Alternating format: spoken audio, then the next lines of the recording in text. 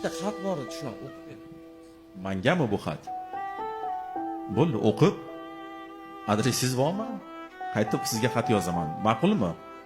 Bo'ladimi? Shunaqami? O'qib beraman, ukajonim, o'qib beraman. Rahmat. Chetroq turasiz faqat.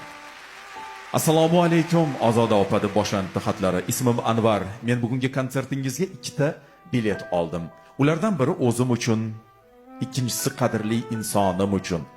U mening onam, ashaddiy muxlisingiz. Har bir qo'shig'ingizni juda yaxshi ko'rib eshitadilar. Sizning so'zlaringizda o'z dardlarini, o'z yoshliklarini topadilar. Eng go'zal orzularidan biri Ozodaning konsertiga tushish deb tez-tez takrorlaydilar. Har gal konsertingiz afishasi e'lon qilinsa, menga Telegramdan uning rasmini jo'natadilar. Bir kuni axir Ozodani konsertiga borarman, o'z ko'zim bilan ko'rarman. O'z quloqlarim bilan qo'shiqlarini zaldan eshitarman deydilar. Ozoda opa, men shu yoshimgacha musofirchilikda yurdim, og'ir mehnat qildim. Endi shukr, vatandoshlarim orasidaman, vatanimga qaytdim. Uncha-muncha pul ham jamg'ardim. Nihoyat o'sha kun keldi. Konsertingiz boshlangan, zal to'la odam, men ham shu zaldaman. Onajonim istaganidek sahnada siz kuylayapsiz. Hamma shu yerda. Faqat endi hamma shu yerda bo'lgan zalda onam yo'q. U kishi konsertingizdan bir necha kun avval bu olamni tark etdilar. Meni dunyoni tashlab ketdilar. Anvar ukajonim, ozgina xatingizdagi quvonchli voqealarga xayrixoh o'qibman, ma'zur tutasiz. Avvalo Alloh sabr bersin.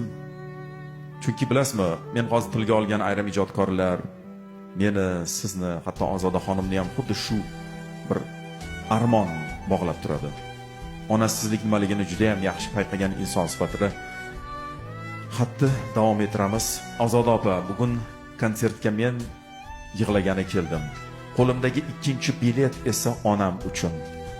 Ularning o'rinlari bo'sh turibdi. Ana, ko'ring. Konsertingizga qalban onam bilan birga kirdim. Onam jisman shu yerda bo'lmasa ham, ruhan shu yerda. Opajon, sizdan iltimos, onasi yo'qlar uchun ham qo'shiq kuylang. Mening onam uchun qo'shiq kuylang. Anvar, ma'zur tutasiz.